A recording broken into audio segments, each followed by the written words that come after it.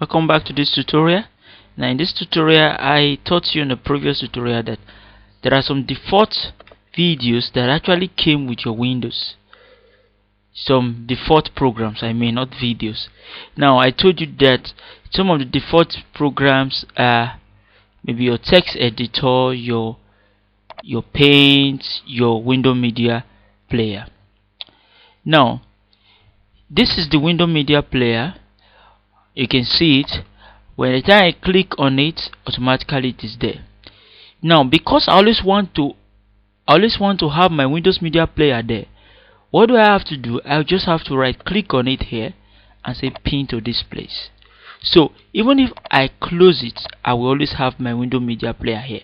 So I can just click on it, drag it, you see. So I drag it and drop it here. Now you can see that I'm also having my window media player just as I have my Mozilla Firefox and others here. Remember that I told you how to actually make them smaller, assuming they become many, so you can also make it smaller for yourself. Alright, so now what do I want to do next? I told you that I have to make you know how to make use of window media player. It sounds pretty simple, but that is not how you look at it. That is not how it is. Now, window media player is the default player for every maybe music or videos. Now, it has its own videos it can play, and automatically any particular files, maybe video or audios that you actually put inside your library. This is the library. Let me show you again. Now, okay, this is the library that you put into this place or this place, because it's also, as it has already recognized that this place contains both music and videos, so automatically it helps you place it, and also it has the ability to also recognize pictures. Now this is where we are now. Automatically it recognizes music and videos plus photographs. You get it now? So now I'm not going to show you that. Alright, I have videos there. So those are actually my own personal pictures. Alright, now that we are here, now you can see that we are having a lot of albums and others. Now I'm having a folder inside this particular tutorial that actually is going to teach you about window media player. We actually have to give you the kind of introduction about it so that you can know how to open it and then how to use it. Now you can learn how to add libraries and others inside the tutorial that is going to be available right inside this particular tutorial, so you can get it and use it. So that is more about the window media player. It's pretty very simple and you can learn it. Thank you. Also, now I'm going to teach you about other application. Now let's go back to the start menu. Okay, up apps, and oops. Alright, we also have the window media center. Now this is the window media center. Now if you click on it, automatically it will take little time for it to come, and you can see it's making use of my processor. Also, I told you initially that it's actually used for video streaming. Maybe you can connect online, playing DVDs and others, but I love it very well because it's very heavy. You can see now you can view pictures, photographs. Automatically connects with your library, so you can click here so to go directly into your videos. It is very simple, but I'm not going to teach you this because though you can also install the technician that will help you install your PC automatically helps you to install other players inside your PC. Players like your Power DVD, we have players like your Nero Media Player and others. So automatically for this to recognize every video files inside your PC, you can see them here. These are the videos I'm having inside my PC, and you can see them. I can actually play as many as I wish to play. Are you seeing them now? So you can click on this to actually navigate. You see now, so you can navigate them, and also you can check for shared folders and see which of them are being shared, so that you can know what is on. Now I can go back or click on this button to go home directly. and you can see here you can watch TV online. You can see that this is actually very powerful live TV setup. Now you can connect it online. You can see. So more about this, we're actually going to teach about that inside our tutorial in the advanced aspect of using your PC. So make sure you get that tutorial and learn more about that. It's very simple. You can make use of it, but there's also advanced part of it, and that is that. So I will close on it. Even Windows do actually allow that particular software in the lower version of your Windows or lower edition of your videos. So you may be very surprised that even your Windows is not having it. Windows 8 actually, some of the versions don't even have Windows Media Player. So if you don't have inside your own, you have to change your version. That is if actually you need it, or you have to go optionally for another. So I will go back to my all apps, and then let's check other things that we're having. Alright, so let's go. Alright, there are also some tutorials there which I also have to teach you to. We have, I told you about the Notepad. So you click here. This is the Notepad. Automatically you can type in your data. I am a boy teaching Windows 8, and I work for PCOS to help people.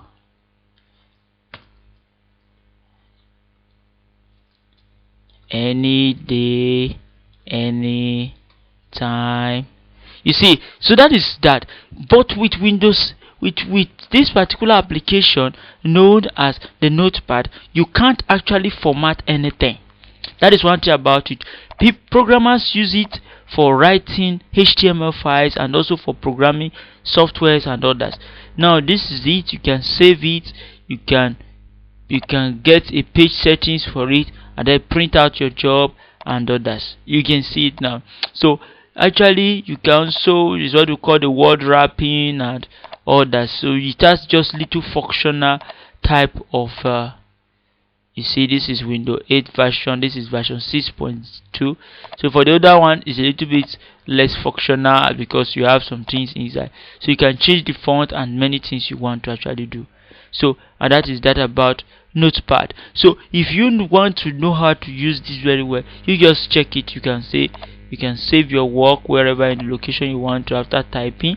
Then you can save it somewhere and say my first text.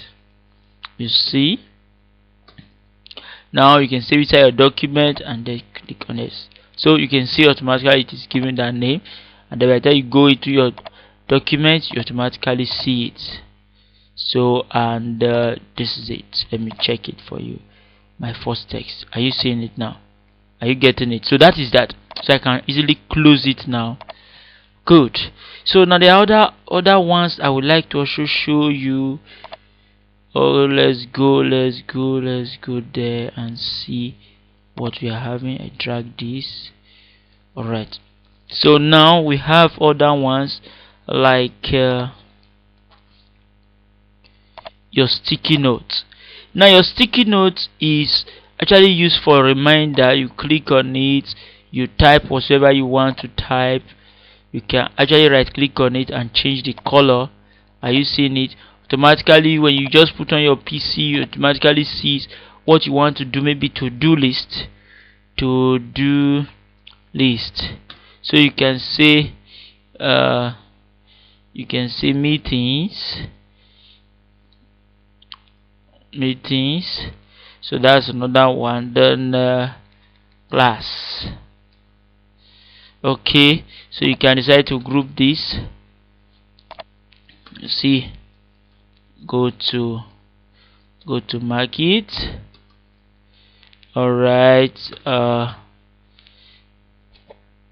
buy, or you can say maybe have my bath, wash. You see, wash my clothes. So you see, you can easily type many things you want to. Maybe for this, you can decide to say, okay, I want to actually make this bold. You can right click on it, you can copy whatever I want to copy. So you can see we made it bold, but actually we can't just make it bold like that. You have to press your Ctrl B to make it bold. You highlight whatsoever you are having, and then you press your Ctrl B on your keyboard, and automatically it is made bold. So this is just a little about how it is, and also you can increase the font. How do you increase the font? It is not that easy. That means you have to be very good at your word processors. So what I will just have to do, I will just press both my Ctrl Shift and my greater than key. Automatically it becomes bigger. That is how it is done. Alright, so now there are other things you can also use your Notepad, this particular thing for, which is your sticky note. To you press this, you make a new, that is this positive sign, and this you can actually delete it. So I want to delete this note. Just press your Ctrl D or Ctrl N to actually, that is when you are actually on this active screen.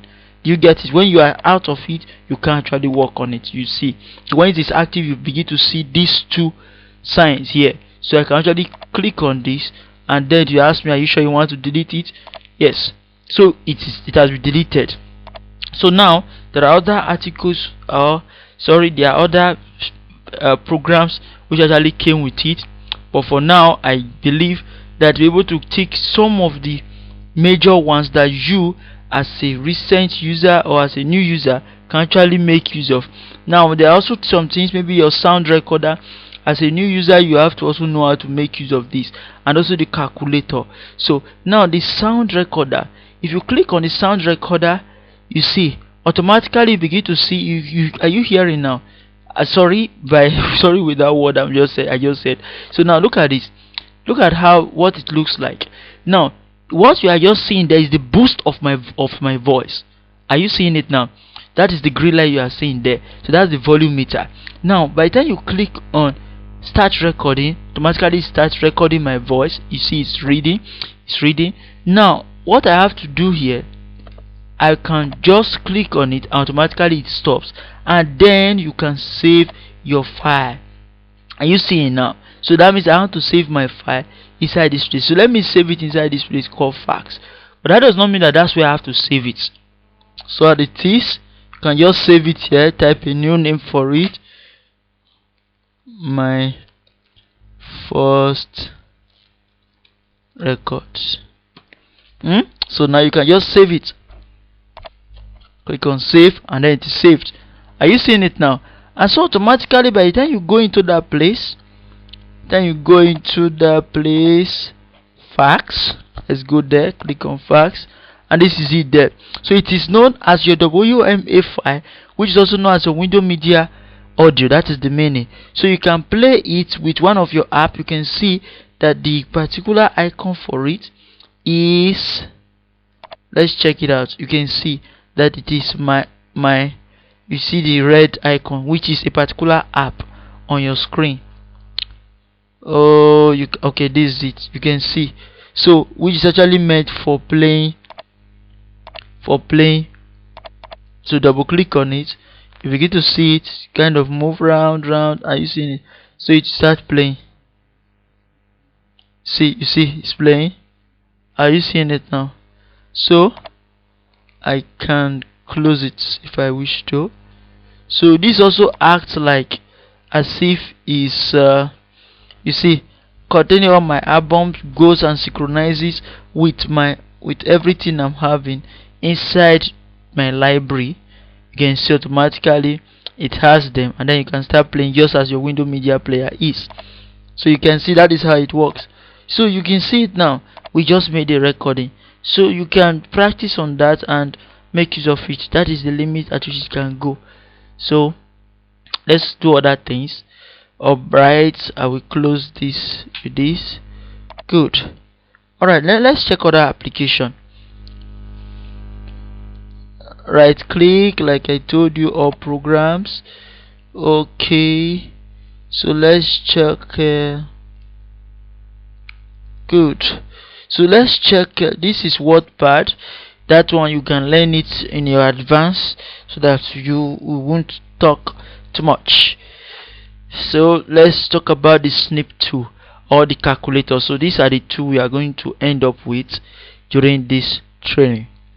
Good. So now let's go in and check how it works. The calculator. Now this is the calculator. With the calculator you can type.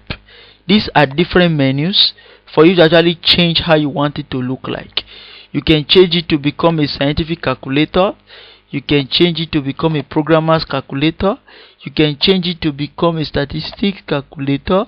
Also you can change it to be what? Okay, you can change it to be a unit. You see so many things. So you can try it out and see how it works. Data calculators. And let's make it basic, and also let's make it standard. So this is what we have. The standard type is what we always make use of, which is like the market woman calculator. So then you can type what you want to type. If you're having a numeric pad in on your keyboard, you can actually make use of it, like 3 times 4 times 12. Okay, times 4 again. So this is what you are having. So you can type whatsoever, or you can just automatically press whatsoever you want to press here. Times 2 equals, so anyone you want to do.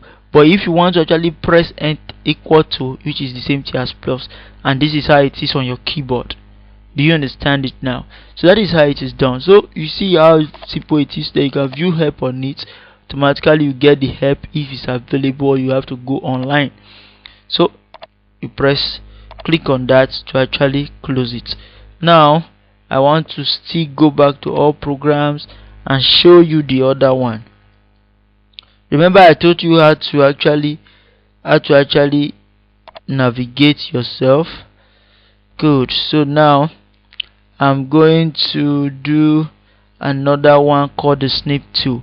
So the snip tool, I told you about how and what it is used for, and now I want to teach you how to use it.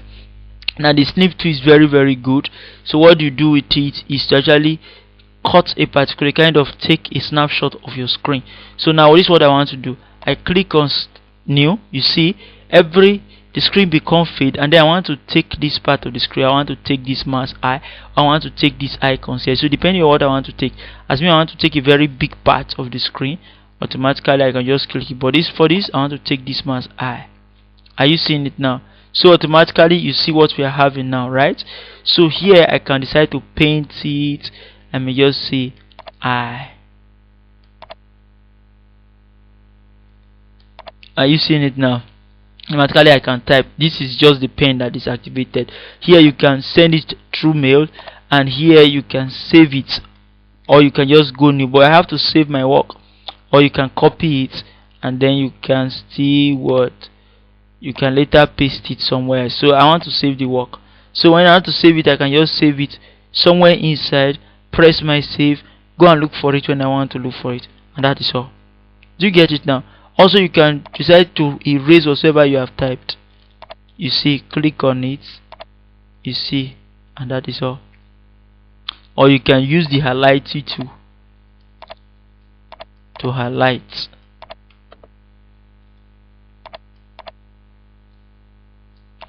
Or you can make use of your black pen.